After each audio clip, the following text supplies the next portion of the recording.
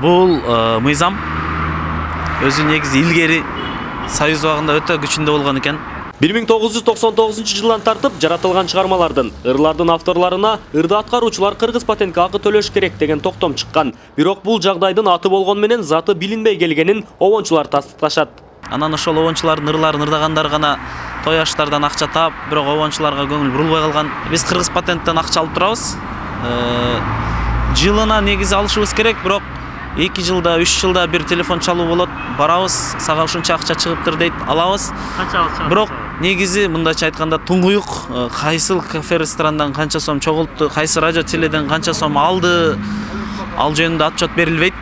Ал жөнүндө эч кандай кагаз документ жок. Орточо эсеп менен 3000, 4000.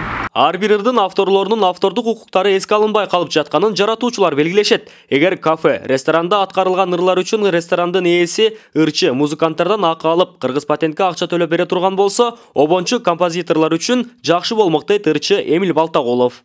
Бирок эгерде ушул мыйзам ишке аша турган болсо, биз албетте обончулар, акындар, жазуучулар аябай сүйүнөт деп ойлойм. Анан ошол мыйзамдын үстүнөн иштегендер так иштесе, жанагындай отчеттор болсо, ортодо акчалар кайсы жака жок болуп кетип атат. Ошол нерселер мындай бүдөмүк болбой, туңгуюк болбой бир ачык болсо. Мисалы, эс алуучу кафелерде коюлган ырлардын ар бирине акы төлөнө турган болсо, жалаң эле чыгымга учурап калабызго дешет шаардагы кафе-ресторан ээлери. Бардыгына төлөп аткан аз келгенси, самый последний мындан башка закон таппай калыптырбы? Анткени көпчүлүгү жеке менчик. Биз ансыз деле салык төлөп жатканыбыз жетишет деп тынчсызданышат. Биринчиден бул кафенин турган турпаты койчу негизи эле кылдай нерсеге деле патент, налогтун баарын төлөнүп келатат. Кыргыз патенттин ушул музыканттардан акча алып, кафе, ресторандар налог төлөсүн дегенге мен толугу менен каршымын. Анан эми келип туруп кыргыз патенти ушуну ойлоп чыгарган, бул өтө эле уят нерсе болсо керек деп ойлойм.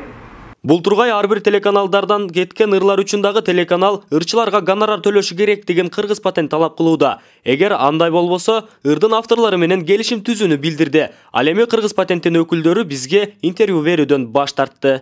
Азыр жаңы мыйзамдарды киргизип алып, андай болсо, кичине эл кыйналып калат да.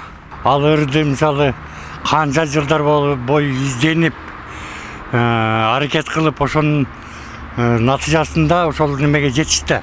Ошол ырларды мисалы, ошо кафелерде, ресторандарда ырдаса мисалы, ошолордун немеси эмгеги дагы акталып, ошолорго акча төлөп берген абдан туура эле болмок. Ошол ресторандын ээси туура айтып атат, налог төлөгөндөн кийин анан ар бир ырчыдан налог алган туура эмес го? Ырдагысы келсе, мындай ырдаса болот, атак мындай ошол аркылуу акча таап, же болсо анын авторский право укугун бузуп ырдаганга мүмкүнчүлүгү эмес, ал укугу жок деп ойлойм. Мисалы мен Жалал Абад областынан караштуу кафеде иштейм.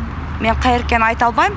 Бирок азыр ар бир кафеде, ресторандарда канчалаган музыканттар, ырчылар, тамадалар чыгып атат. Бирок мен музыканттар үчүн кыргыз патентине мен патент төлөй албаймын. Мисалы, башка мамлекеттерде биз башка салыштырмалуу Европада бул каттуу көзмөлгө алынган да, ошол авторлорго төлөп берилет. Жараткан чыгармасын обончулар ырчыларга өздөрү келишкен суммада сатышат. Бирок алардын эмгектерин баалоо же гонорар түрүндө берилүүчү сумманы азыр телеканал, кафе, ресторандардагы ырчылардан алууну кыргыз патент талап кылууда. Ал эми ресторан ээлери каатчылык заманда акы төлөөгө чамалары жок экенин билдиришүүдө. Уланбек Абдрахимов, Алимбек Равшанбек уулу, Сентябрь, Жалал Абад.